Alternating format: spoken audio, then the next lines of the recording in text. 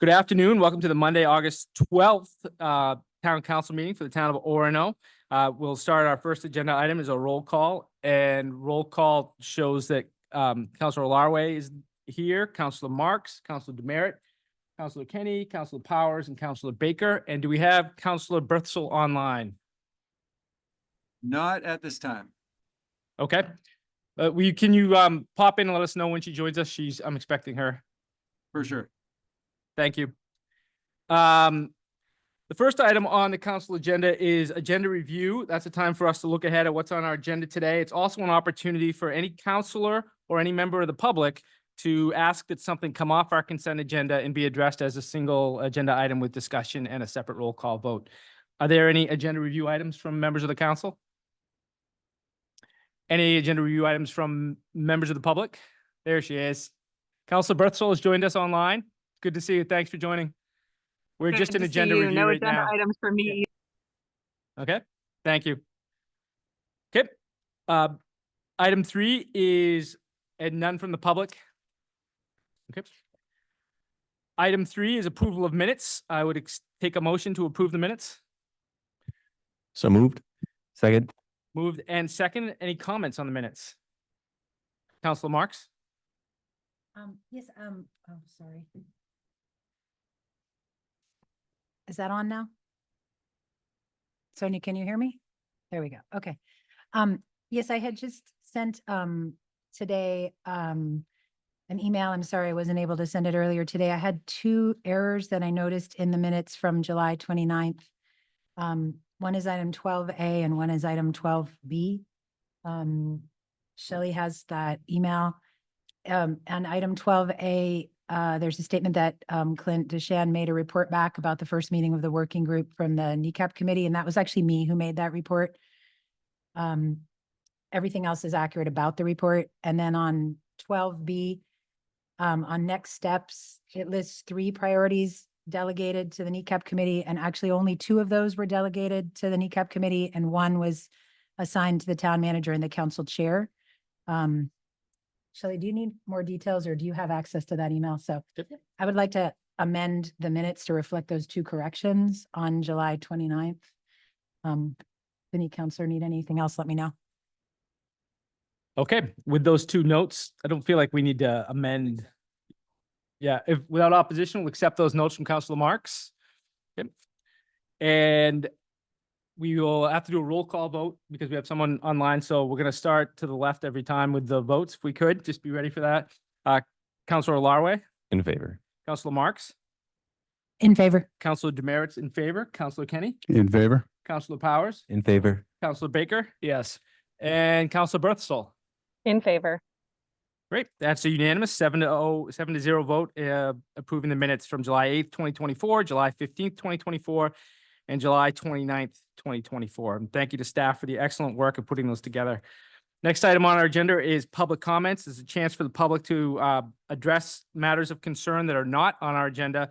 And we ask that any comments specific to town, we ask that comments not be specific in naming a town employee if they come forward. Is there any public comment here in the audience this evening? There's another public comment at the end of this session, and there's always a chance to talk about agenda items as they come up. Yep.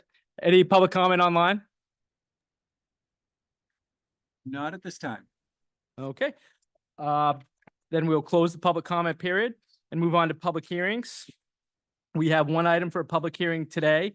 It's an item to consider an amendment to the Town of Orono Code of Ordinances, Chapter 28, Personnel, Article 5, Benefits, Section 2842. The topic is adding Juneteenth to the town holidays.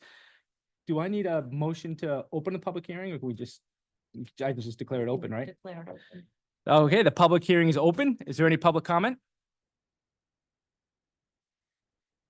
Any hands raised at this time, Pete? No. Okay, thank you. And I did want to raise on this, with that, we will close the public comment. Council will have a chance to discuss it and debate it before we act on it. Clint, I wanted to ask you what you thought the next step would be in terms of our planning for this amendment. We get a. Well, by chart, You have to let it sit for 45 days, if I'm right, Shelley, from the date of the public hearing before you can vote for allow further comment, correct? I think it's 30 days. Is it 30 days? Okay, I was Okay. thinking 45, but it's probably 30. So it's bring it back to the agenda, bring it back with the full language to include it, which would be just simply adding Juneteenth Okay. on the list of holidays. And that would have Yeah. to be a meeting in September. It won't be 30 days by the time we get together at our September 9th meeting. So, well, that's a holiday, right? No, it's the week after the holiday. So we'd have to do it after sometime later in September. if Yeah, we're late to- September. Okay. So we'll plan on that. And if anyone has comment that they'd like to share in between that now and then, they're of course free to weigh in and touch base with us. Okay. The next item on the agenda is item 6, acknowledgements by council members. Again, we'll start to the left with Councilor Larway. I have none at this time. Councilor Marks. I guess I just wanted to acknowledge the members of the NECAP committee. We've met a couple times and I've really appreciated how wonderful and collaborative and terrific that group has been so far. That includes several staff members, Mitch Stone and Shelley Crosby, along with our new town manager and other counselors. And I also want to acknowledge the folks in Kiwanis who are working hard to get ready for the Kiwanis auction. Okay, Councilor Kenny. I do not have one at this time. Councilor Powers. Last time I was able to acknowledge our interim town manager, and I'd also like to just say a big thank you to Mitch Stone for his invaluable sort of knowledge in all of these transitions and for helping me as a new counselor with his steady way of letting me know what's going on. So thank you. Councilor Baker. Nothing at this time. Okay. Councilor Berthasol. Sure. I'll acknowledge our new town manager and say that Clint, it's been a pleasure working with you so far, and I really appreciate the way in which you've hit the ground running and are trying to learn it all as quickly as possible. Good to have you on board. I would like to add 2 acknowledgements. I'd like to acknowledge at a previous meeting, though the timing didn't allow us to speak to it, the council approved a new contract for Zach Turner, our finance director, is it director? Yep, finance director. Really grateful for Zach's commitment to the town of Orono, his willingness to stay with us and be a part of Clint's leadership team. He's been I really enjoyed working with him, and I know he's been a lot of trust in his ability and his commitment to getting things right and doing things the right way. So Zach, thank you for remaining a part of our leadership team. I'd also like to acknowledge we had an excellent public hearing. I thought a lot of engagement around the Route 2 corridor project in late July. I want to thank members of the public who participated in that session, members of the public who've been a part of the conversations, all the staff time that's gone into it, and the work that's been done in years over Orono to think about how we can have a safer infrastructure and a safer community with complete streets and things like that. We have a lot of expertise. Later in the meeting, we'll get a report on the manager on our plans to have a pretty in-depth discussion about what's next for the Route 2 project in terms of our deliberations and discussions. So you know, I'll spoil it and say our August 26th meeting, we're going to really get into it and talk about what's next for that project. But again, well, I don't want to, I guess I just did steal the town manager's thunder, but you know, it's going to happen from time to time. So that will close acknowledgements. And we'll move on to presentations from staff, a staff update on the pool status. This is the Orono Municipal Pool, not the pool table at Black Bear Brewing, which is also closed at the moment. Hello, everyone. Yeah. I'm Megan Mazzella, the Parks and Rec Director. I know that council and our town manager had some questions about where we are in the pool. So I'd like to give a little bit of background and then kind of answer those questions today. So as you are aware, we had bubbles present underneath the liner. Those were caused by pressurized water. So essentially the pressure coming from behind the liner was greater than the pressure in the pool, which caused those bubbles to appear. This has led, staff and contractors have gone through many possible scenarios, and we think we've narrowed it down to a very specific part of the gutter system that is putting water in the wrong place. It is the gutter system's job to put clean water in and take dirty water out. So that does line up with that pressurized situation. The contractor is scheduled to be back this week he should be traveling as we speak back to Orono to assess this issue and give us some more concrete information of what exactly went wrong, because we will have to open some things up to really look at it and pinpoint that issue. We do have a good idea of where to start and an anticipation of the problem. So that's a good place to be at this point. The total cost of the pool project to date is $247,750. This spanned over a couple fiscal years, which included the budget in place for the gutter system, as well as ARPA funds attributed to the pool liner. There are a couple smaller bills coming in still from things like the concrete trucks, but that's a very accurate estimate of where we are today. There were a lot of questions about, well, what did we do with the pool staff? We hired someone to help me manage the staff and day-to-day operations at the pool, as well as lifeguards. We have approved some back pay for the time where we were unsure about what's the status and how big this problem was. And now that we have a good sense, we will have the lifeguards for the remainder of August. And they will be in charge of projects like repainting the pool deck, sprucing up the inside. We have department heads that helped me with projects to give to them, of helping with elections coming up in November, helping the code enforcement office. And we even have some cool opportunities with the Orono Land Trust, as well as the Historical Society, to help them out on a couple things. So trying to keep it interesting and trying to keep folks busy and trying to put them to good work that will be beneficial for both us and them. Okay.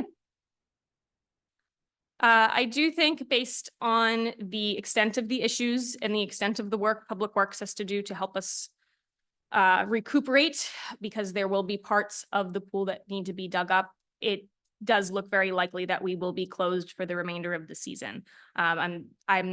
It's seemingly very unlikely. I know at the beginning of this process, I personally was very hopeful that this would be a quick fix, but I don't feel as confident in that now. So I think it's best to assess the problem properly and take the time we need to do that in all the right ways, and not worry about the few weeks we have left to summer.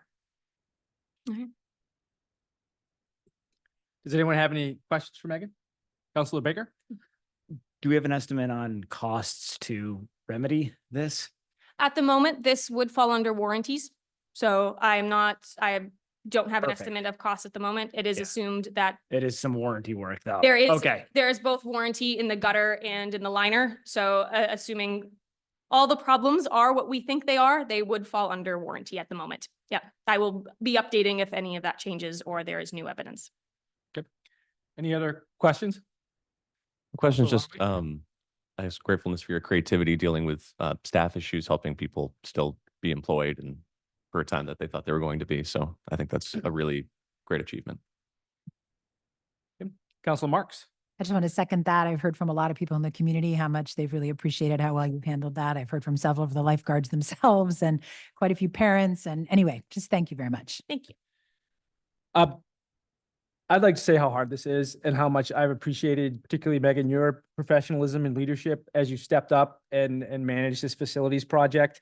I don't know where facilities falls in your job description, but I think that we've had two kind of unforeseen or unexpected, at least one unexpected significant project to this pool. And I very much appreciated the graceful way and professional way you've briefed us, worked on it. And, and frankly, tried to meet our high expectations of trying to get the pool open for the summer. It may well have been, in March. I think about it in terms of, when you came to us in March and we talked about the ARPA funds and the liner project, you would have, staff would have been well within the right to say, we're not going to get it open for the summer. But people worked incredibly hard to try and get it open this summer for the people of Orono. It didn't work out the way we wanted it to. We had an opening day. And I just want to say on behalf of the community how grateful I am for particularly your work, but the collaboration of everybody. For the town manager, I think it would make sense to have perhaps maybe in an upcoming issue of the Observer, maybe a write-up where we kind of brief the town on what we did, what we spent. So provide some, I've heard different numbers about how much it costs and things like that, but I think we should try and be transparent about what we spent and the approach that we took. And I love the story about how we found work for the lifeguards too. So thank you very much. Sorry it didn't work out the way we wanted to. Is it safe to signal now that it's not going to be open for the summer? Are we going to say that? Yes, I think that's a safe signal. Thank you very much for your appreciation. Yep.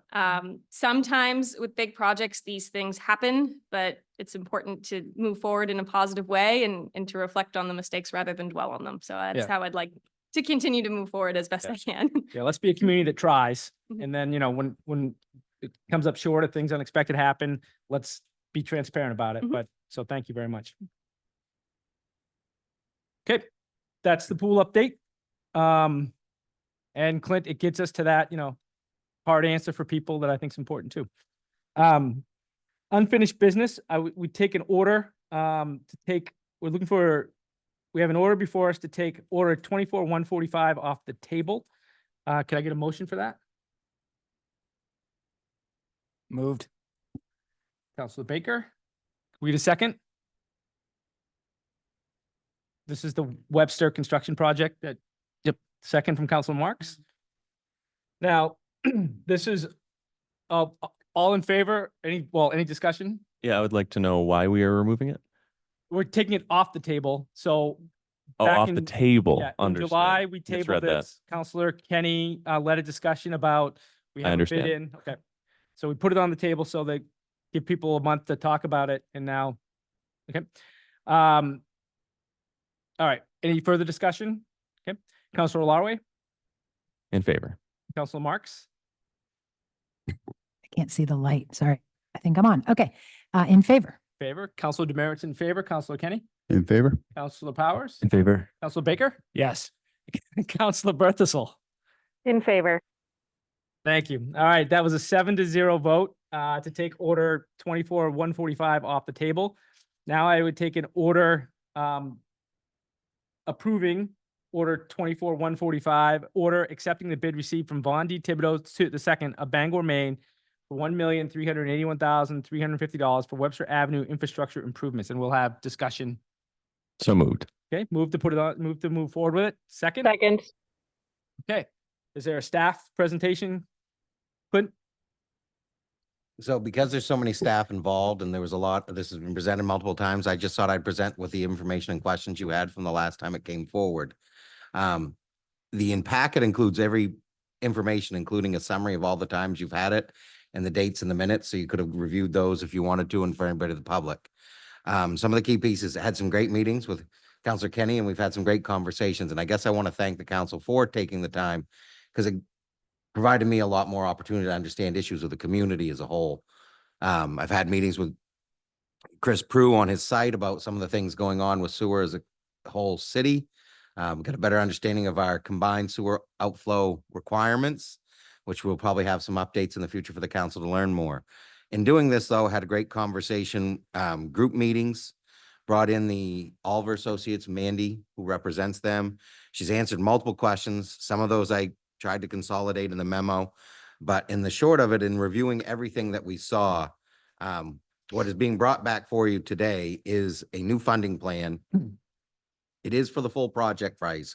We did not receive any value engineering opportunities from Von Thibodeau.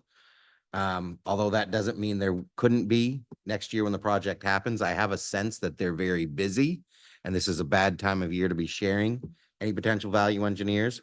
So we stuck with a max budget on the full contract price so that we could lock them in for the next season.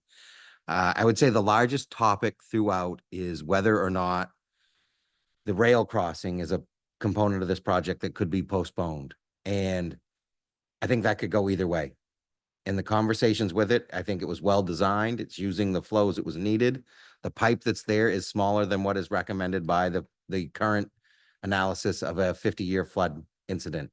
The problem with that is that doesn't mean that the one that was originally put was not designed. So there was no modeling done. It was just put out there for what was needed. That was the number one recommendation. In talking with Counselor Kenny, it is working. It is functioning. To say to do it or not to do it, there's a lot of pros and cons. I think you could go either way. And I guess this is where I'd begin a conversation you might hear more of. This isn't so much about making the correct decision, but about making the right decision. we won't know for years whether or not it was correct or not. But again, the right decision right now with the information in front of you. I'd like to focus mostly on that. I wanted to clean up a few things in the financial side. So that if you look at one of your attachments, it's the financial infrastructure improvement plan. It talks about the bid being 1,381,350. If you look at the percentages, 40.2 of this is a wastewater project. 59.8 is the remaining amount. So that's the cost share that we used as a town for the remainder. We're recommending that we utilize 100% of all remaining ARPA funds. They got to be encumbered by the end of this year. And there's no ability for a new project, I think, to come up at this late of a date. That said, there are a couple things that may come in under budget. So that number of 386,291 could change. That's why there's an asterisk. It could go slightly up or slightly down. The goal would be to use 100% of that first. The next one would be to use all the remaining bond funds from 2020. And those have some potential interest gains that will be calculated knowing when we do it. So again, those ones could change and hopefully for the benefit. And so right now it's about $100,000 less than the original plan you had seen last fall or last spring. Would be 254,490 from the wastewater reserve and 378,569 from the capital infrastructure reserve. And there is the details there. I know there was a lot of questions about how much we currently have. I used the data that was in the budget. There is more that is going to be happening, but that's more of the September, October presentation where we're going to talk about an introduction to capital planning and the bond funds that are ending and last year's reserve projects that didn't get completed but are still in queue. You'd ask that, I think, in the first meeting, the last meeting before I started as your town manager. That was a topic of conversation. Yep. So that's the short summary. I'll turn it over. If we do need staff for some of the questions, I'll do my best, but this is where we're at. Yep. Any discussion? Counselor. No. Yeah. Yeah, so I really want to thank Clint for being a great sport, really, and entertaining my concerns and my questions. And I legitimately think he was into it, and it was great to see how he takes things on, and he was all about asking the questions. He had questions as well, and I really do appreciate that effort made there, and his willingness to. We even went on a field trip over to Webster Side. You guys missed it. I'm sorry. Got to watch water flow and everything. So, but yeah, in the rain, no less.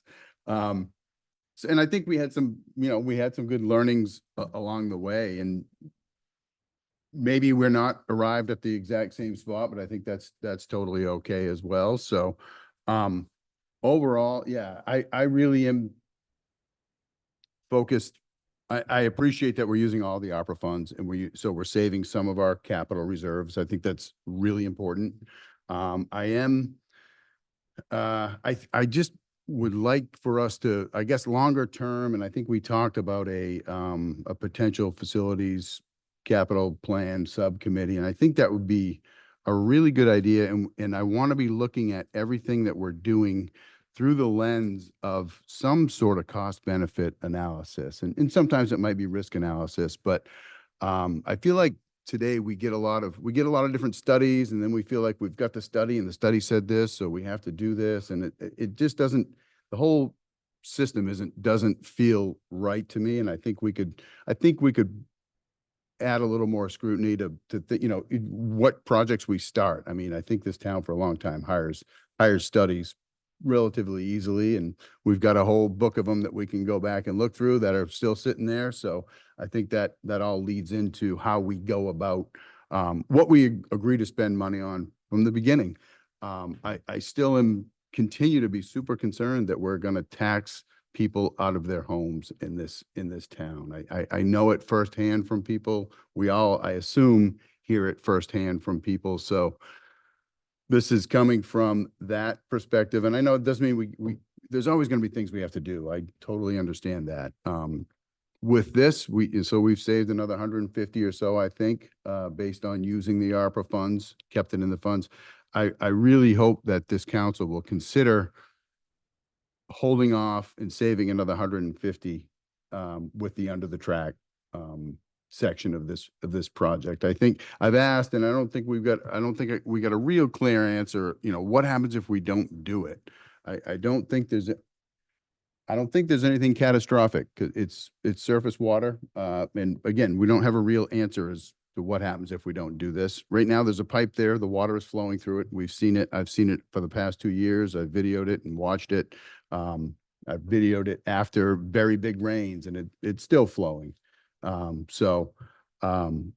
Yeah, in 50 years, might something happen where that backs up?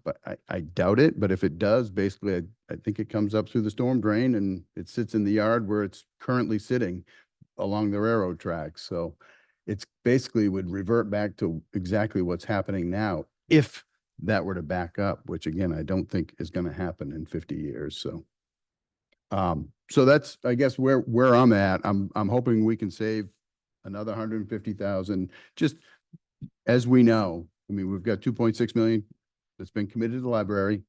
We've got that building. We've got a potential Route 2. We've got other buildings around town. I just don't want to tax people out of their homes. So I think that's an area where we can save. Thank you, Counselor Kenny. Any additional comments? I've got a minor, a thing or two. And on April 22nd, we did refer to the Finance Committee, so I think we need to have a conversation with the Finance Committee about we had a proposal that Councilor Kenny brought to us about projects and how we look at them, capital projects.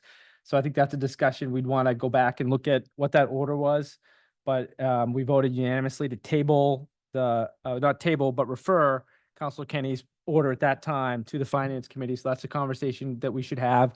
And again, and Clint, thank you for bringing it up. We had that conversation about a capital projects report at the end as we close the books on projects that are in place and seeing what we learned from that. And I remember that conversation right before you started. So that'll be an important part of our work plan for the council. I did want to ask if I'm certainly open if, we learn more and there's an opportunity to save and staff want to come back to us and say, this piece doesn't have to move forward. I'm certainly open to that, though I'm certainly prepared to vote for the order in front of us today. I would ask too, what is our plan we walked the neighborhood with people. We've engaged, I know there's been some communication out through the Webster side listserv. What is our plan to communicate? Assuming we pass this order today, what would be our plan to communicate to the neighborhood that we're going to move forward? We've accepted a contract and we anticipate the work to happen in, the spring or summer of 2025. Is that, and I guess I'm not just looking at staff, but looking at counselors who maybe live over there and might have ideas about sharing the information with community members.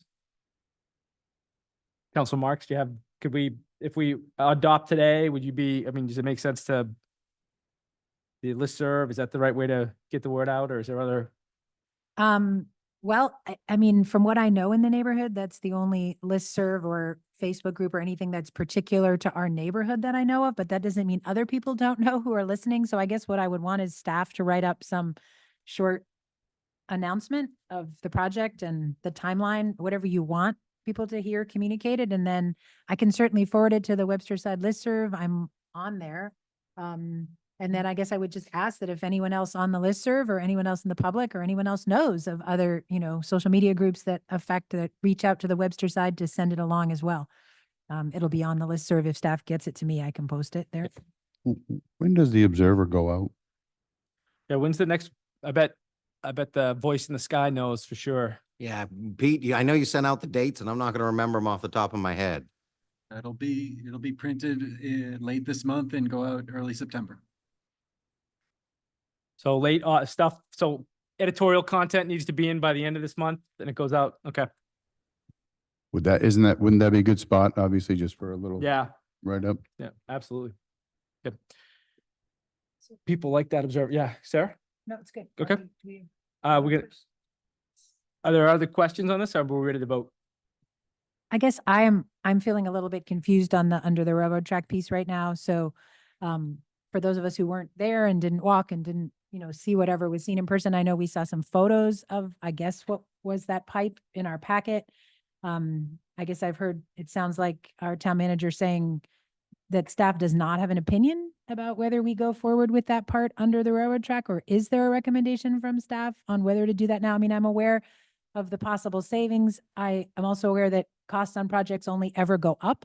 So, if it's something that staff thinks is gonna need to be done soon, I would want to know that, because in that case, I would probably think we should do it now. So I'm just gonna punt that back to you, Clint, if you could fill us in a little more. Yeah, to elaborate for people, there are 3 photos of the pipe that we were able to take going in from the, I guess you'd say it would be the west side of the railroad tracks. And there was and you could look in and see, and there was debris that was blocking. You could see places where it looked like the pipe was separated. It is hard if you're not used to looking at photos of pipe underground. It's not always easy to discern what you're seeing. Led to a lot of follow-up with all of our associates. Their response is they designed this on the 50-year flood. That pipe is not as large as it should be based upon the 50-year flood. So they're recommending you do it now. That being said, that's where Councillor Kenny and I went over and looked at it. It is working. And again, to say with any amount of certainty, I think this is a situation where you're building to a model, not to what is or what could. And so the staff is relying on the professionals that designed it, saying that's their recommendation. But that's a situation of that's the recommendation. We don't know what the correct answer is. It could work either way in theory. And again, we're bringing it to, if there are chances, I'd be curious what Von Thibodeau would say, but there's probably highly unlikely that would get deleted. It is a significant part of the project. And again, if they did delete it, the first question I would ask is it because it's coming in higher than what your bid thought it was? Because if you can't get it in on your bid, that's their responsibility. They've set that price. So I wouldn't want to lose out and cost the town money down the road. So the project is being presented in full as it was designed and put out to bid. Okay. Yeah. Sure, Council Marks.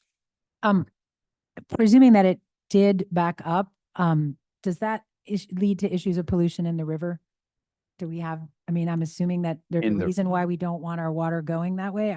Is there some information on that we could have?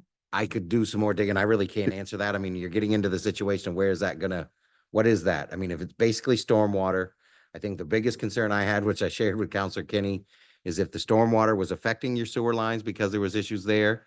I think that could be the beginning of it. But again, stormwater runoff's permitted, highly regulated. I don't feel we're in violation of anything that we would be doing. It's just a matter of putting your best efforts forward. Now, again, this is an opportunity to make a decision. If we don't fund it and there were a problem, I think the bigger thing is that the questions that you'd have to answer why we delayed it. I realize I'm not the engineer at the table here, but right now that water is running into the river. You understand that, obviously, correct, Sarah? I mean, that water right now runs into the river. That is what it's doing. If that pipe were to back up, if there was too much water for that pipe to handle the flow, it would still be running into the river. It would just back up into the catch basins and come up onto the street. Or in this case, it's on the side of the tracks, which is right where this alley leads to that same backyard we were in.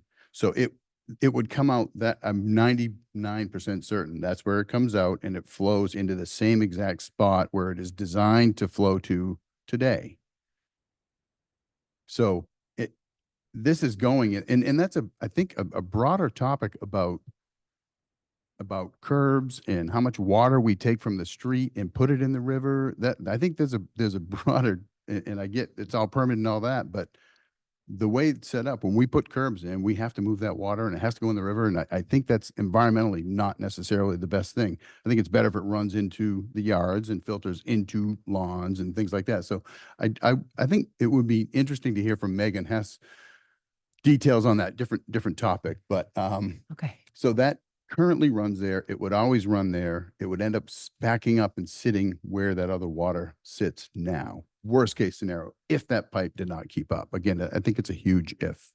Okay. And so Or again, just like another bad case scenario, what if it could jeopardize the sort of structural integrity of the railroad, which maybe isn't our problem, but is also would be bad. But I actually wanted to chime in and say that looking at 50-year flood year projections and being mindful of the reality of climate change, we're expecting sort of high intensity storm events to only get more common. And so what used to be the 50-year flood frequency is we can expect to happen more often than every 50 years looking toward the future. And so I am supportive of planning planning our infrastructure for increased incidence of heavy precipitation events. To me, that makes a lot of sense. So I'd just as soon spend the money now. Okay. I agree with Sonia. We were actually just talking about something very close to this during the comprehensive planning committee last week, where 100-year floods are, I mean, last year in the last year we've had 2 that approached that line. Things are only going to get more unpredictable, and we need to be planning ahead for that. I'm not going to try to repeat everything Sonia just said because she said it just fine, but I'm just echo my support. Okay. If that's the case, and if there are any more comments, we'll call the vote.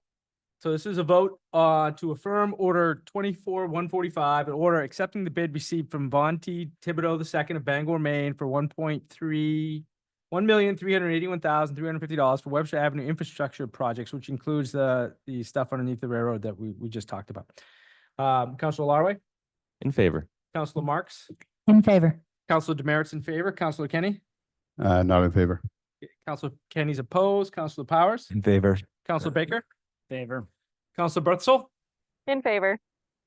Okay, that passes 6-1, and thank you to staff, Councilor Kenny, and everyone for the good conversations had about it. I heard a lot of good things about that work in today's discussion. I think we're all grateful for that. Item 9 is the consent agenda. We have 1, 2, 3, 4 items on the consent agenda. Could I have a motion approving the consent agenda as presented in our agenda? So moved. Second. Got that? Okay. All those well, there's no discussion. Councilor Larway, In favor. Councilor Marks, In favor. Councilor Demerits in favor, Councilor Kenny, In favor? Councilor Powers, In favor. Councilor Baker, Favor. Councilor Berthel. In favor. That the consent agenda items pass 7-0. Thank you for that. Under new business, and this is a challenging one, we have order 24-167. It's an order accepting the resignation of Sonia Berthel from the town council effective September 30th, 2024. Could I get a motion? And I will not accept an emotion from Council Berthel. So moved. Yeah, moved. Can we get a second? Second. Second. All right. Is there any discussion? Council Berthel, your letter was very well done. Could you entertain us a little bit here? I would be happy to. I won't read the letter in full. Interested members of the public can feel free to look at that in the materials for this council meeting, but I'll share the Cliff Notes version, which is that it's been my honor and privilege to serve the town of Orono and to work with everyone on the town council. And I'm going to be moving out of town effective September 30th. And per our ordinances, at that point in time, I will no longer be a town resident and eligible to serve. So I will need to resign at that point, and am wishing this town all of the best forever. Yeah, it's been a wonderful home to me. That's all I've got. Well, thank you. I would say I really appreciated the letter.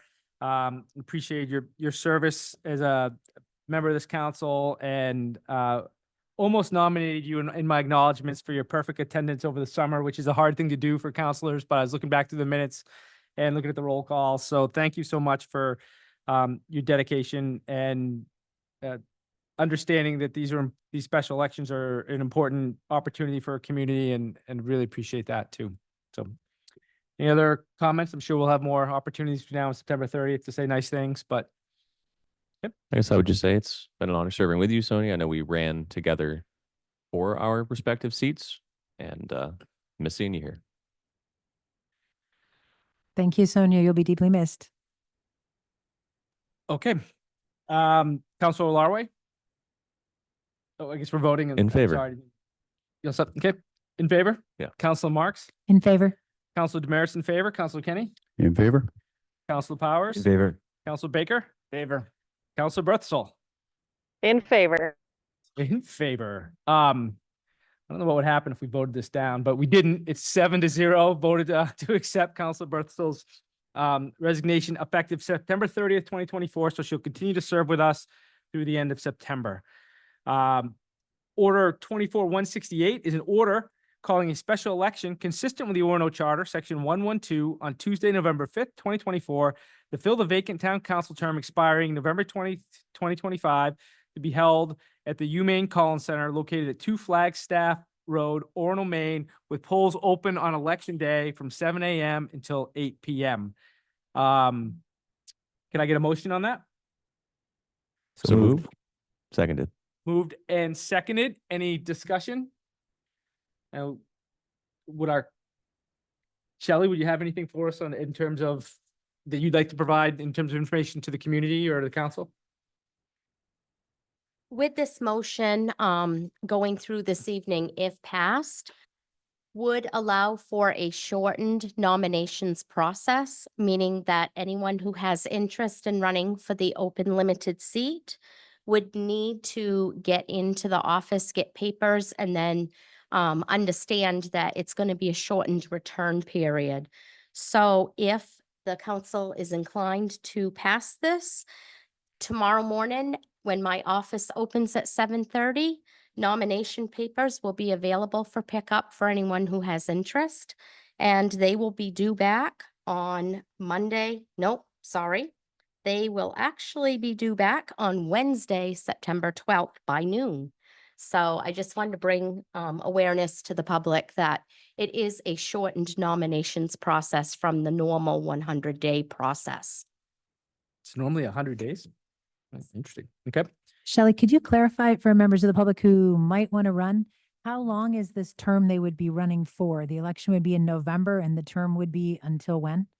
The term would end November of 2025 because it is only to fill the 1-year remainder of Councilor Berthasell's term.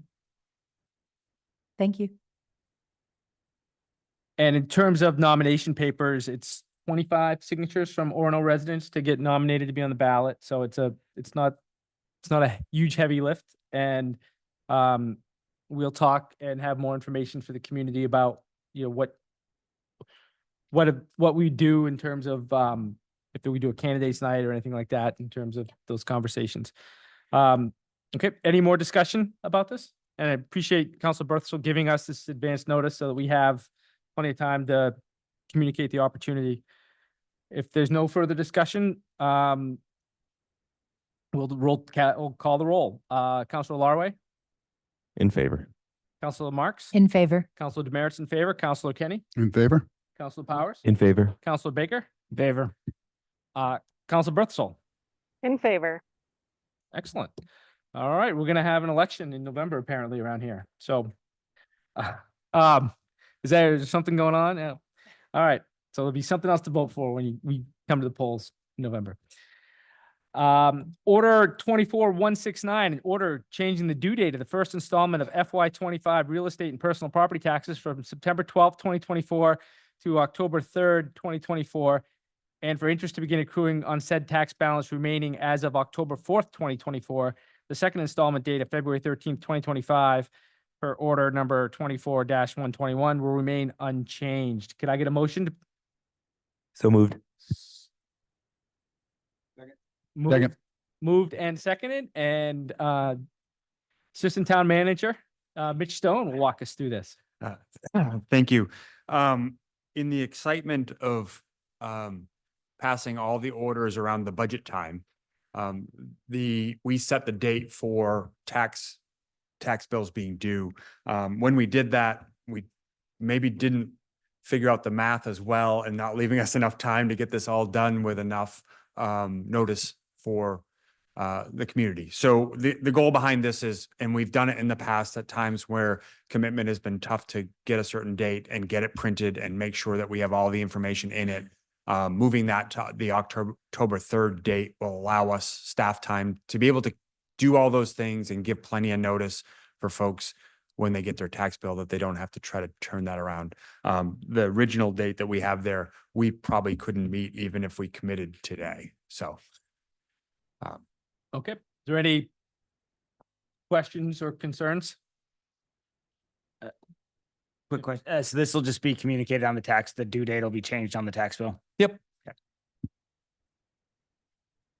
Councilor Powers? You have any? Okay.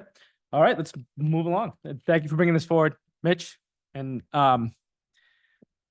sorry we voted this way back in June, I guess. Councilor Larway, In favor. Councilor Marks, In favor. Councilor Demerits in favor, Councilor Kenny, In favor? Councilor Powers, In favor. Councilor Baker. In favor. Yeah, yes, that's emphatic. Councilor, we didn't cancel people's tax bills down there, Jacob. We just delayed the, okay, Councilor Berthasol. Also in favor.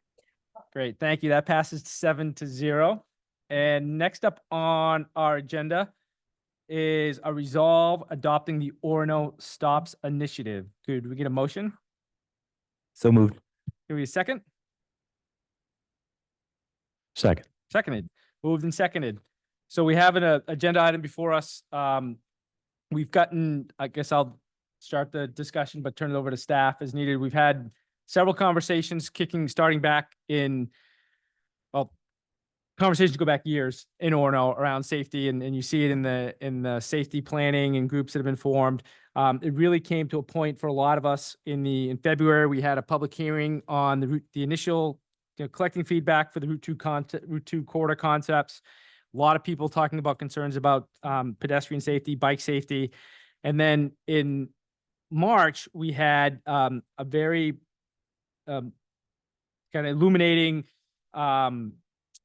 email in the Orono Parents Group from the experience that Jessica Steves, two Steves, right? I mean, I walked through that. You walked me through that earlier today. Jessica Steves had at her bus route, Orono bus route, and the number of times that she tallies the number of cars that pass her stopped lights, and it's in the hundreds, and it ended up being, over 300 for the year, according to her tally.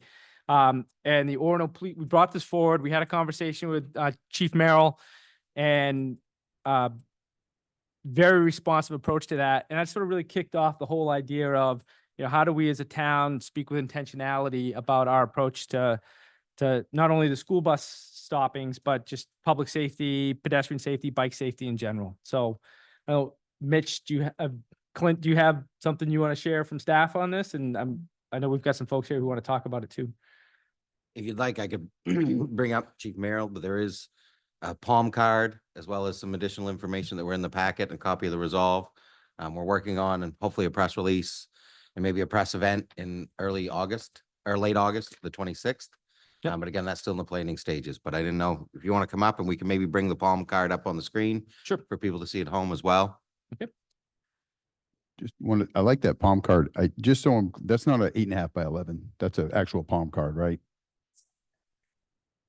Variation of a trifold, but it's just going to be a front and a back. Yep. Okay. Cool. Hey, Chief Merrill, thank you for joining us. Yeah, so I grabbed a copy, obviously, off the table, just so you guys can see it. Obviously, it's up on the screen too. But like the town manager explained, this would be a rendition of what it would look like on the front, and then it would be on the back. Actually, the size that's up there on the screen is what it would be. So it's not actually going to be a full sheet of paper. I think this is something that staff worked collectively to come up with. I was only part of coming up with this. Pete with the digital media side. We talked about what the messages were we really wanted to get out. We had meetings with Clint, the town manager's office. And I think that this is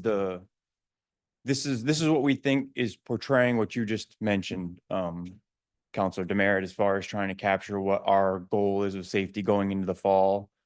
And we just want to make this a public notification PSA that we want to get ahead of this as much as possible going into the fall. So this is what we've come up with. I think it's for something that's the first time that we've done something like this that's kind of homegrown. I think it's a really good representation. We really put our best foot forward, and staff put some time into it. So I think it's a good venture. Great. Any questions for Chief Merrill? Councilor Powers? Is there, I know we're gonna put it on the sign here as all part of this. Is there, I know that they hang the banner welcome students. Can we hang Orono Stops right under that? Or something? I think that would be, because people will see that, they won't look at that. And then, just for the public works people, is there a chance we could repaint the lines on the crossings as part of this? So people, like, sometimes it's hard for the for traffic to know that there's a pedestrian crossing there. I know that's hard. It's they get worn away, and I don't know what the timing is for that, if it's even possible. But if it is possible as part of this, that would be great. Thanks. I can't speak to the crosswalks. I know that the signage and stuff was something that we've spoken with Clint about. It was something that we talked about in the in some of the meetings that we've had together, where I think that that would be something with more time to plan and build a program. It's something that we could make maybe a goal for next budget year. Like I said, we did this. I think we did this in a fairly short amount of time. We've put this together in 3 months, give or take, in amongst doing the budget and everything. So I think that to try and get something out there for the school year, this is what we came up with. So I think moving forward, we want to try and see how it goes this fall, and then just keep building on it and trying to make things better. And yeah, So, go from there. sounds perfect. Yeah. Thanks. I'm all for I'm it. glad And thank that- you for all the work you guys have done. So thank you guys. Crosswalk painting started. We talked about this. You're starting to do, come on up. Happily. I never know. I just thought it'd take you a walk. Something about crosswalks. Yeah, if we started reading. Bill, can you just introduce yourself for folks who? My name is Bill Cody. I'm the Public Works Director here. at Thank Orono. you. Right now, we've done out by Park, out by the traffic circle is done. We contracted out, so they're supposed to be back this week to finish it up. I've been trying to reach out to them to figure out when, possibly Sunday night. They usually do it at nights to do the rest of what we need to have done. Thank you. Welcome. Councilor Baker? Yeah, this is certainly something that, you know, the residents have talked a lot about. But so from a practicality, operational, what does this resolution actually do? Are we increasing our enforcement? Operationally, what does this do? Me or you? You go. I would say operationally, this is more of a philosophical guideline document. Let's put it that way. Where I've always said that this is something that we do day in and day out. We just may not tell people and educate them about this is what we're doing and this is why we're doing it. Specifically with the bus safety, that is something that is exactly what I said this spring. It was a problem that was brought to us that we can identify and then try and take a proactive approach to it. I would say our goal and mission every day, all day, is to provide safety to the public, the multimodal transportation through the enforcement actions of impaired driving and distracted driving and speeding and all that, in amongst handling our calls for service. So outside of the $5,000 that was allocated in my budget for increased enforcement that we'll use a little bit this budget year, it's not going to necessarily change a whole lot what our officers do. We're just going to give it a specific focus and attention to some of these things. You know, we could be tomorrow afternoon, we could go out and spend an hour just sitting at a crosswalk or two, and seeing what we find for violations. I've talked to my staff meeting last week about how we'll vary our approach to following the buses, you know, sometimes in the morning and in the afternoon and when people are free and stuff like that. So, I'm working with staff to, you know, push this out, and I think it's going to be something that's very attainable for us. Really is just a communication piece to show Yeah. this is what we are doing. And I think education, just like we talked about in the spring, we're kind of, to some degree, we're kind of putting a name to what we've already been doing, and educating people that this is one of the fundamental reasons why we have, you know, why we're here in town, is to try and create safety and make people feel safer and, you know, provide a service ultimately. And in addition, council's obviously taken different policy objectives around pedestrian improvements and in safety. There's the work that you've done on Forest Ave to enhance the safety there. And then there was then you did as well with the bus stops. I think this is bringing it all together. Staff was recognizing from your input and what we're doing on a regular ongoing basis, that there was a great opportunity to put it all together in one place. And this just, I think, is a communication strategy where it shows the council and the staff and the community coming together on a very focused initiative. It's not staff driven, it's not council driven, it's not community driven, it's all of us. This is the whole. So I think that just ties it up with a nice resolve. It allowed us to get some good vision and mission statements put together for it as well. That led to the palm card. So, yeah. Thank you. I see it as, I think you really nailed it right on the head, you know, Clint, in terms of it kind of, it's a statement of the community that this is a priority for us. We're going to speak about it with intentionality. People are going to need to be able to see, see impact in terms of, you know, the education materials we put out, the signage we put up over Stillwater Avenue and, the bus signage, the palm cards that Shelley hands out when someone registers to vote in Orono or registers a car in Orono, those kinds of things, repeated again and again and again with intentionality, backed up by the infrastructure investments that are on Forest Avenue, the blinky traffic light on Main Street that people slow down. It works. People slow down, they come over the hill, they're going 36. By the time they get to it, they're going 27. So those kinds of things. And then the enforcement and people, that enforcement initiative that we had in the spring after Jessica came forward on the bus was a conversation starter in the community. Heard from a lot of people about it. And people are going to expect that same kind of, maybe not as visible as, maybe not, maybe it's not the same amount of resource, but it's going to be continued over time.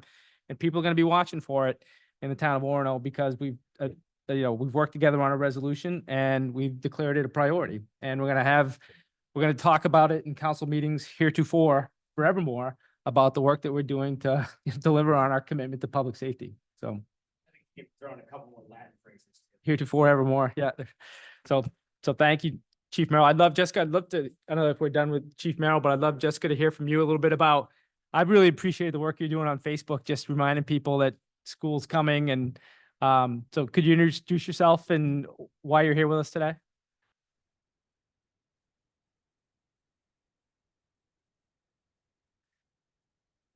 Thank you, Police Department and Town Council. There has definitely been a difference. And I've appreciated everything that has been brought up, that there has been signage, that there has been. Thank you. Maybe you there could has thank been- the police department again and, Yeah, the town council again. Now that absolutely. you might Thank you to the police department and the town council. You guys have been phenomenal. There has been signage. There has been people out and about. The police force, they have pulled people over. They have been phenomenal. The community's been phenomenal. I've been posting on Facebook frequently because school is starting here very soon. I'm kind of sad summer's ending, but it's okay. And I really appreciate everyone actually coming together because this is a community problem. And the only way we can fix this is using the community to come together and do it. So thank you so much. I really appreciate it. And I look forward to working with everybody again this year. Thank you, Jessica, very much. Yeah, I just want to say thank you. I think the fact that you've somewhat spearheaded this and came forward and clearly 4 years is a long time, but it's not a long time for you to be caring so much about this community and about our kids. So really commend you for that and appreciate it. Thank you. Thank you. Okay, so unless any more discussion, we'll move forward with the vote on the resolution. Okay. Councilor Larway, In favor. Councilor Marks, In favor. Councilor Demerits in favor, Councilor Kenny, Favor? Councilor Powers, In favor. Councilor Baker. Favor. Councilor Berthasol. In favor. Excellent. Well, that's good. All right, that passes 7-0. And thank you for coming in this evening. Thank you, Chief Merrill, for all your work on this. And Pete, thank you. I love the graphic imaging that you put together. So thank you. And next up, I'm thanking everybody, but killing time as I get back to the right agenda. That completes our new business. And we're on to item 11, which is future agenda items of concern. As part of our process improvement process, Councilor Marks and I gather with Clint the Monday between our meetings to talk about future items and things that we've heard and how to developing the agenda. And we do it in a time frame that gives the rest of the council an opportunity to respond to a draft agenda before the deadline for adding agenda items gets to us. We talked about what we heard in the Route 2 workshop and the need for the council to really kind of dig into it in some detail about what's going to happen next. Clint, or Sarah, do you want to kind of talk about what the plan is with that? Or Yeah, so we have dug into this.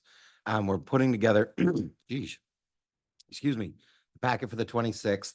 So some of the key pieces is, I spent the end of last week taking all those comments, got a categorization to them, working on getting that out so that can look at this, so we can begin to just filter and sort through all the comments that have come in by a general area. Full disclosure, some of them had multiple comments in one. So and create a tracker. We got to the first three, and then it got to the point where, okay, how many are we going to go into this? We got to the top three for each. But there are certain themes that show up more. So I thought that was important to get back. We've started more conversations with Sebago. They're waiting for us. The next step was they're waiting for this meeting on the 26th. So there's a last round of feedback. And then I've received multiple pieces of communication from the state about how the cost sharing will work, what a timeline looks like going forward. And it's a goal to come forward with a perspective concept of how we could do it and what are maybe some key threshold moments. You do not have to have funded the entire project in order to continue on with design, but there are costs to the design phase that are our share, which have been outlined to us from MDOT, and we'll put that all together for the council to have in that packet. So the thoughts from my perspective are is a good review, more feedback, probably more local engagement, even though it may continue on as a project. We're allowed to do multiple rounds of engagement. And I think it's also more about sharing on the information that the process we're finishing is a new public engagement process that's never existed. So we're already on the higher side of a typical engagement process for the Maine Department of Transportation. Now I think it's more about what can Orono do and what do we want to tailor in as we take this from a project that's at this stage to hopefully final completion. And there are a lot of different aspects. Some of them we have a great voice. They've invited our voice as a community throughout. There are case by case cases, like when it gets into road frontages, and we want to share more details that we're not involved on every single landowner's road frontage, but we could have some general feedback on what we think is tolerable or appropriate for the town of Orono. So that's what we're trying to pull all together so that we can, as a council, review it and consider how you want to proceed and what your next steps you feel are right for this community. Council Marks? Yeah, thanks, Clint. That was really well done. And so I just want to reiterate that my understanding is that we'll be getting as a council comments with some sorting that the staff has provided to put them in categories in some way. You may for see us. that before. I may just send them out early. Yeah. So that you can start going through them. There's a lot. So I was just finishing that up on Friday afternoon, and I wanted to have our team just give me how do you think I did with the categories I assigned to a bunch of these? So we're getting a little bit of feedback that way. But yes, you should see that probably by tomorrow or Wednesday. Okay, and then we'll also be getting some more information on the timeline for the project as it were to go forward and where the points are where council would need to make decisions on that time frame. Is that correct? Okay, that's great. I really appreciate also that the pausing of what's happening with Sebago until we have that council meeting, because I do think it's really important that we respond to the public feedback session or ask Sebago to respond by saying, these are the themes we heard and these are the themes that we plan to address in the next plan we present. And I wouldn't want them to go working on that plan until they had told us, like, these are the issues we heard that we're going to attempt to address in our next plan. So I think it's really important that we see that list as a council and we know, like, these are the themes that were repeated and heard often that, we're expecting Sebago to address at the next level in some way. Thank you. So just Yes. piggybacking off that, I guess so Sebago is not funneling any of this feedback, doing anything with any of this feedback. This is just being categorized by staff, shown to us, and then we're going to look at that and I guess agree on categories. Is that what we're thinking comes out of this? So is there going to be there's no sort of presentation on the 26th? No. No. Is there going to be an opportunity for public input on the 26th or no? Just like any council meeting, but I think it's more, I see it as being more of a workshop for us. People can absolutely come in and join the conversation. I see it as more of a committee meetings type workshop where we talk about what we heard and what we think we need to know and develop for information before we're comfortable as a council moving forward. Sebago, as part of their contract, as I understand it, they owe us another concept based on, the first public hearing we had in February, what the alternatives, that the concepts that they presented to us in July and what they heard from that. And then, but I think, for me, I think we need to really get our arms around what our priorities are as a community based on what we've heard so far.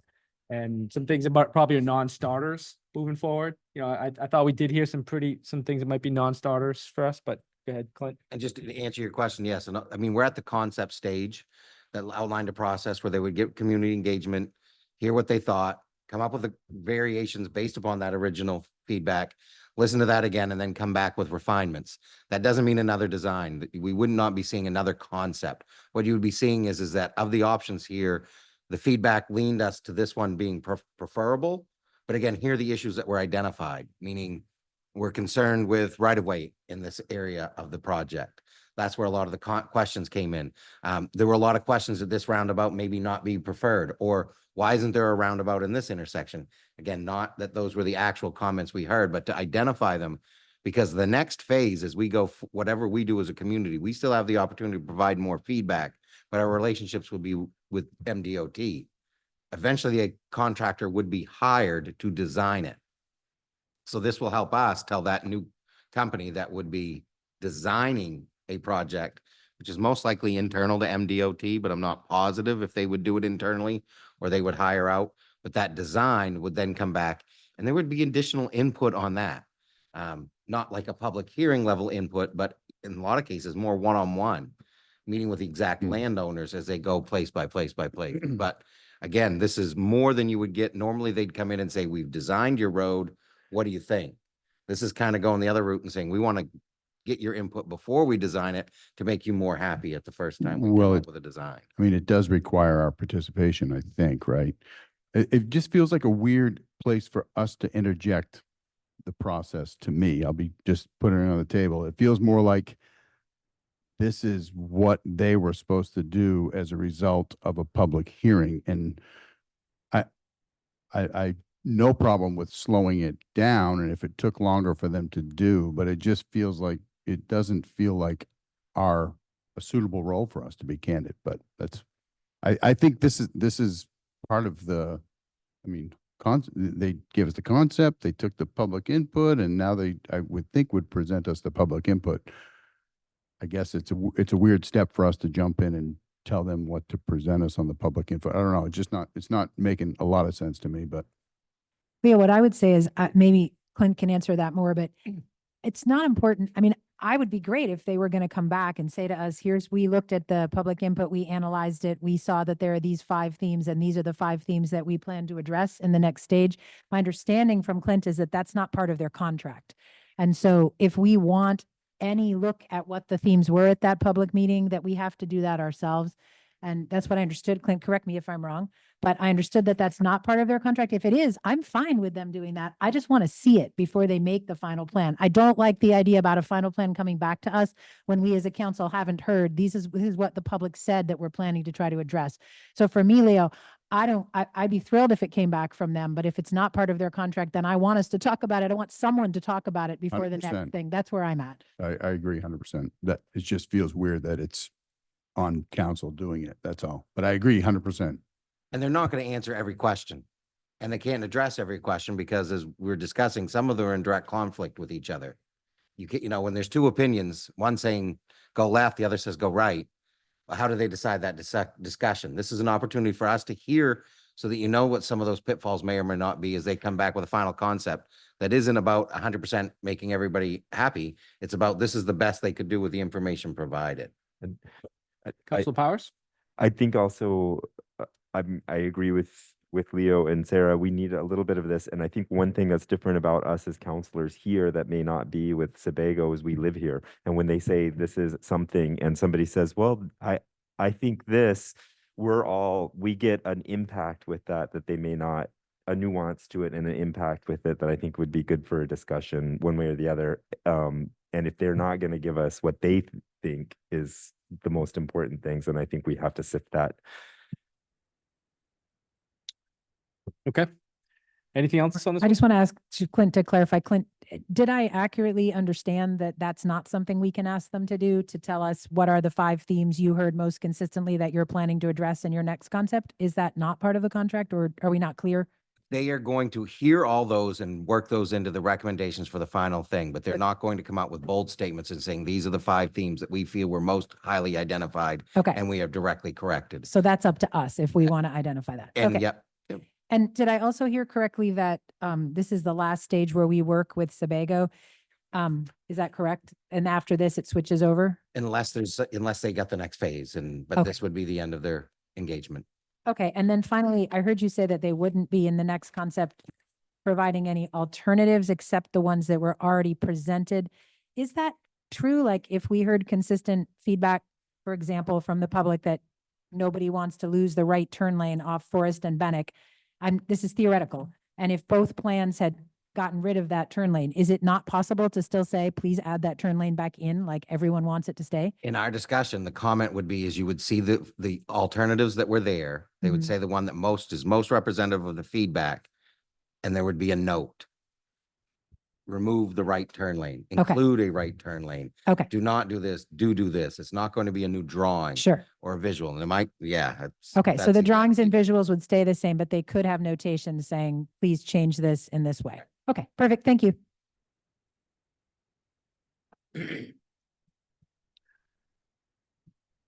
Just so everybody understands, part of this concept could be not to do anything, keep the consistent and just build the pieces of that, like the bike lane get continued. We maybe don't do anything at an intersection. So that could be another piece of this concept. And I think sometimes that gets missed. So. Thank you. Okay. These are, yeah, next. The next item on the future agenda items, I'm concerned that, and anybody can bring anything up during this time, by the way. These are just the bolted ones we wanted to have. Next, we wanted to have a conversation about comprehensive planning, community engagement. Rob, I know we've gotten some feedback from, we're in the midst of the comprehensive plan committee work. You want to kind of update us a little bit? Yeah, so this summer has been a series of meetings, 2 of which I ended up not being able to make, but a series of meetings going over basically taking stock of what we currently have, looking at our previous comprehensive plan, looking at what ordinances have changed, the current status or current issues that are being seen from a number of angles. But this fall, according to Isabel's excellent plan and timeline, we're about to begin the community engagement phase. So as I understand it, some of these dates might end up changing, but you can see these in comprehensive plan meeting notes on the or agendas on the Orono website. But September 4th is planned to be the next meeting of the comprehensive plan committee. And that's going to be a workshop to finalize a draft survey and website that's going to be used to engage community throughout the fall to try to basically build in more public input on a number of things. So there's going to be a website with a survey. A survey right now, according to notes from Isabel, we're thinking September 9th to October 24th will be a time for people to fill out that survey. But again, we'll see what comes out of the September 4th meeting. And then there's going to be a workshop to review materials for community open house and plan topic area events. And the plan, I think, is for there to be 4 different topics split into different meetings over the course of November and December for people to give input on a number of specific items as the comprehensive plan is being developed. So it's going to be lots of opportunity for public engagement. We're hoping to figure out how to maximize that to make this a real community event. But you can see more of the potential dates, especially in the spring. I think a lot of those might end up changing depending on the availability of people, but that's sort of where we're at. We're about to be entering into that phase. So September 4th, people, I think, are always welcome to attend these meetings and give comment. We have comment periods built in both at the beginning and at the end of the agendas for people to discuss sort of what they'd like to see. And we'll be discussing mainly drafting the survey and the website at that time. Rob, thank you for that. I think as we coming up on this fall and this kind of the move from the phase one, which is kind of the inventory of all the materials and information that we have, to phase two, where we're looking to get public input. I'm interested in having a conversation and about taking advantage of these topic area meetings, these 4 topic area meetings that we've already contracted for, and potentially shifting those to, still covering topics, but perhaps breaking it down into like neighborhoods where we could have a more in-depth conversation of what this might mean for you. I know that when I knocked on doors and as I talked to residents in the Webster neighborhood, for instance, I think we had some lost opportunities to continue conversations that started in that neighborhood about some issues about that they have concerns with. We have several pieces of important property over there, between the Public Works garage, the Webster project we talked about tonight. We've got a meeting planned for later this month about the fire station as a facilities project and potential uses for that.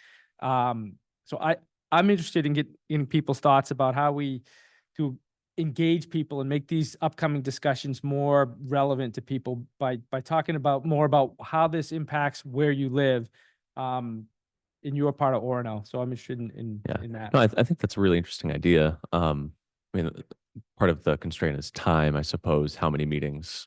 I mean, there's going to be 4 of these per the current way it's scheduled.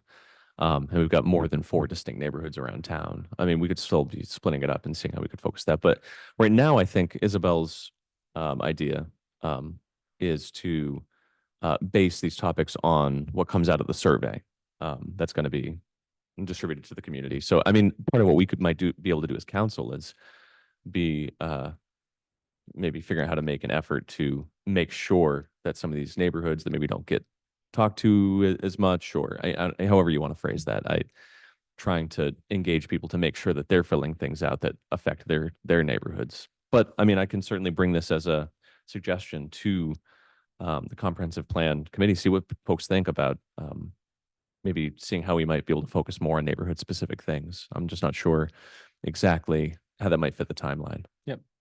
Okay. Maybe we'd be and kind of have a conversation with staff and see what they think. I think that's a great idea. Yeah. I'm just trying to say out loud what I imagine the difficulties might end up being. Okay. Anybody else have any thoughts about how the comprehensive plan committee work is going? I'm glad it's going, and I just would say that my biggest criteria would be not per se how the meetings are structured, but just in whatever way we think is most engaging for the community, because my biggest hope is that we get the most people possible engaged. Since I've been on council, we hear a lot, like, if you want that to change, you have to get it in the comprehensive plan.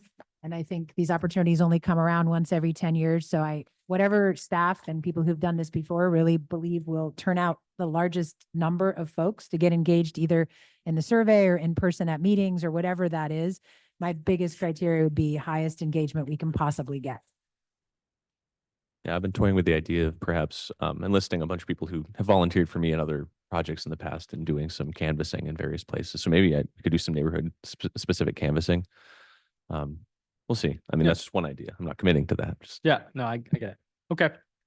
All right. So we'll talk about that some more. And I thought it was well placed in the future items of concern discussion.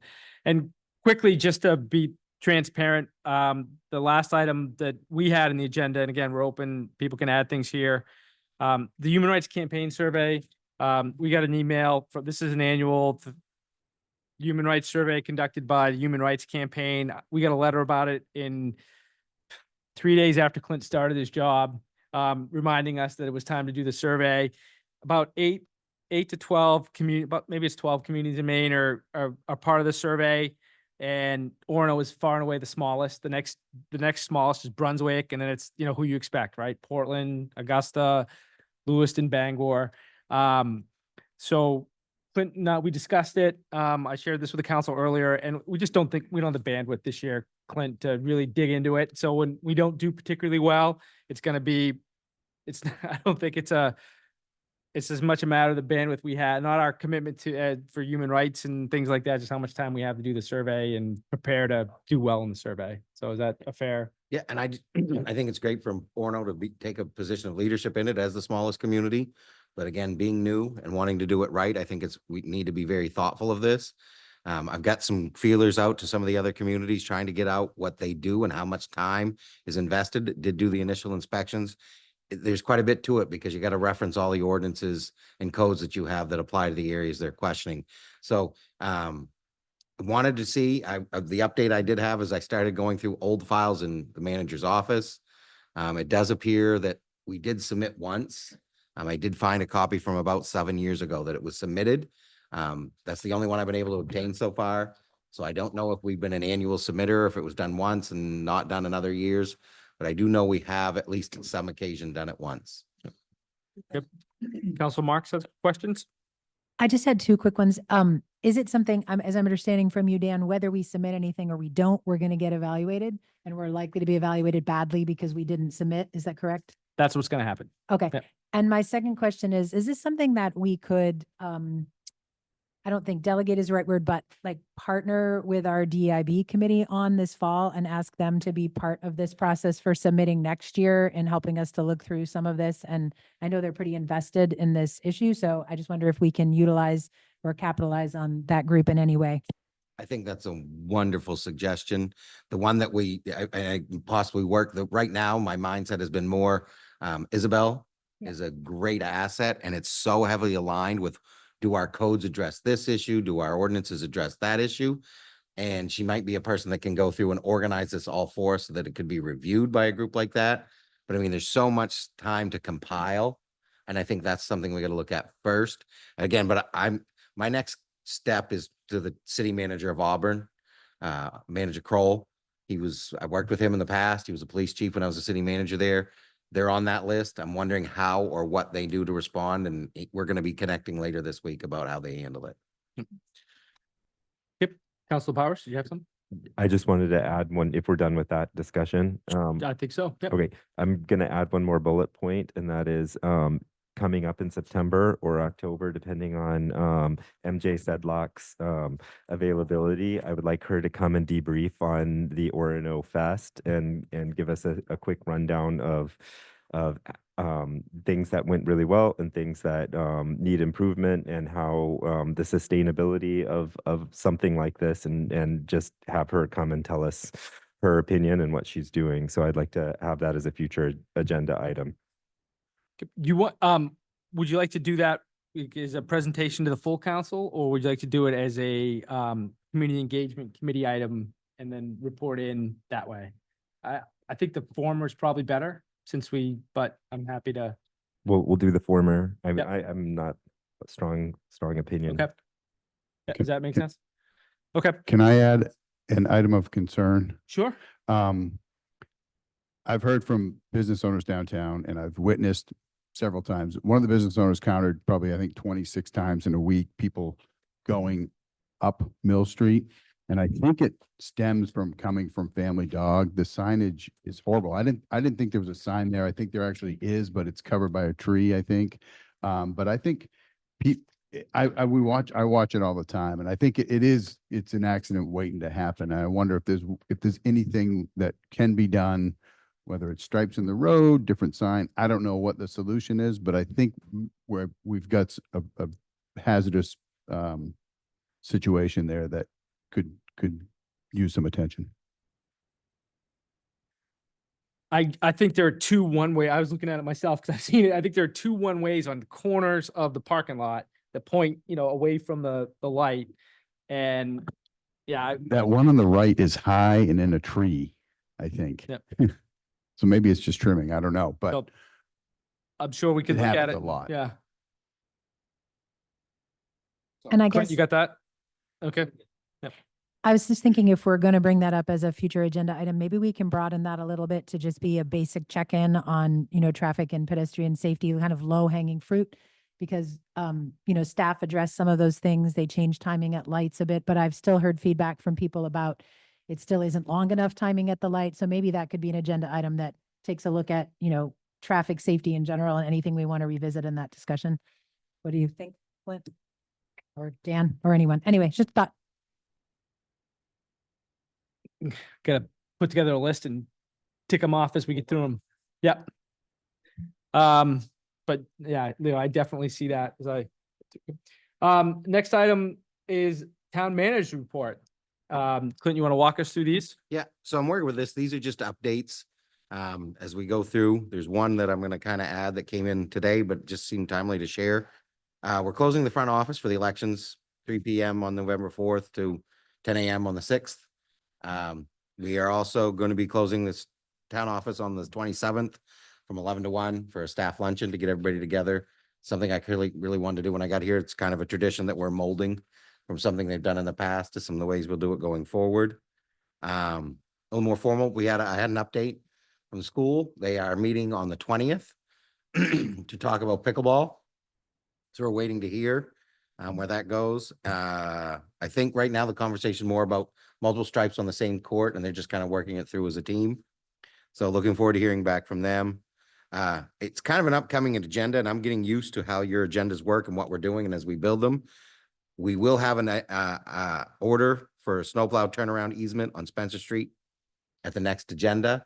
I didn't put it on upcoming agendas because that felt to me like this is maybe leaning more to upcoming agenda items of the council ones, but maybe we can work out a little bit better if it's a little bit of the both, and I could have put it there instead.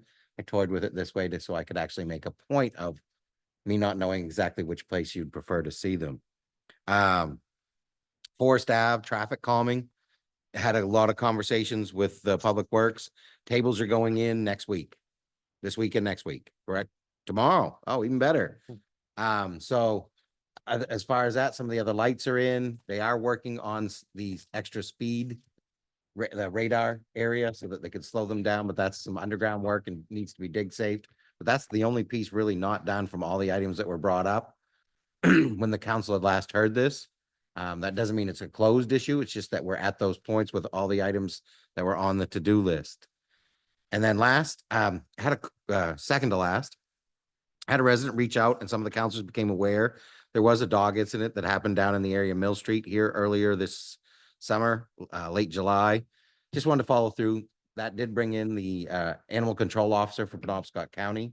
She handles those for us. It's a regional effort, but it was all dealt with. The animal was quarantined as per protocol, and decisions were made with what to do. It was a first-time incident.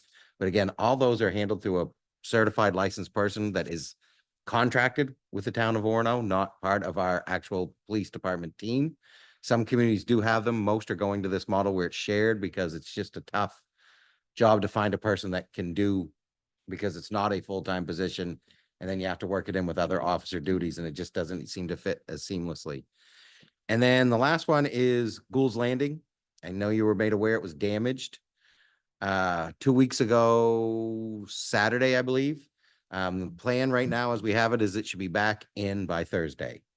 So it took a little bit of time, but we wanted to make sure everybody understood that we were working towards getting it back in, and we should have it back out by Thursday. That's it for the manager's report and updates. That's quick. I appreciate the dog safety update. That I don't know if people follow the neighbor to neighbor Facebook group like I do, but that kind of blew up in a hurry.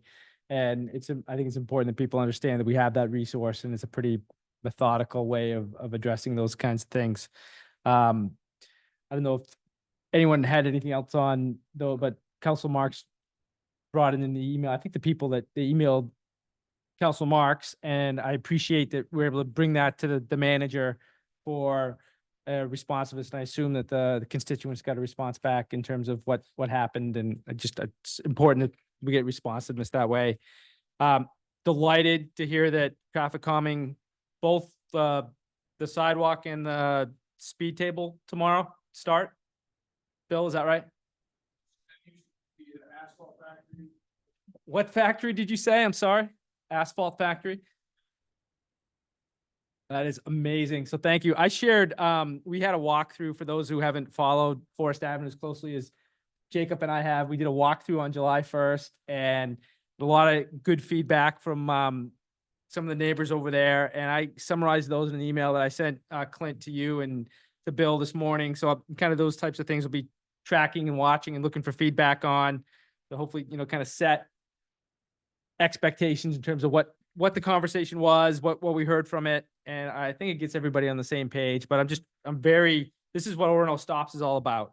We're going to make this commitment to be a community that prioritizes public safety with education, infrastructure, and compliance, and transparently reporting out our results.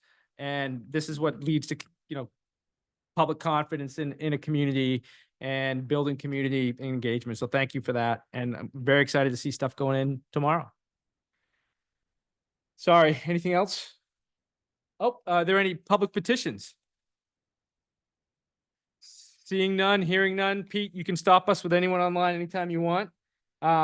We're next up, final public comment for tonight's meeting. Oh, we have someone who'd like to provide public comment. Please join us and introduce yourself. Can you join us at the microphone so people can hear you? Thank you. Just you press the button and tell us who you are and yeah. We'll press the button. Thank you, Dan. My name is Bill Clemmer.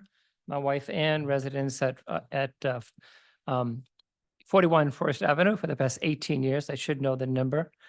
We actually work overseas, so we're only home a couple months per year, but our backyard abuts the elementary school playground.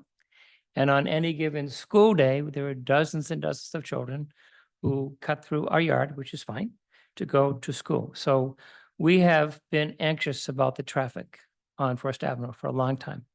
And we personally want to thank the town manager, the chief of police, Public Works, and all you have come. Blessings that nothing has happened thus far, but we really appreciate the public engagement, being able to be part of that decision, even being able to be part of locating where the coming measures should be. So really, we would be amiss to not thank you for that acknowledgement. And we'll leave it on Thursday, just in time for the tables, and we'll be back this time next year. Thank you so much. Well, I'm glad we're getting them in before you leave town. That's probably wasn't part of the schedule probably, but I'm glad it's happening that way. So thank you. That was super fun putting the cones down where they were going to go. So, all right. Do we need do anything in executive session? We do not. So we'll stay right here. And the last thing would be a motion to adjourn. So moved. Moved. Second. Moved and seconded. All those, we got to vote. Councilor Larway, In favor. Councilor Marks, In favor? Councilor Demerits in favor, Councilor Kenny, In favor? Councilor Powers, In favor. Councilor Baker, Favor. Councilor Berthel. In favor. Last word. Thank you, Sonia. And we have some things we need to sign, so councilors don't run off, but thank you. And thank you to the members of the public and thank you to staff. Yeah, I shouldn't use red, right? Thank you, Pete.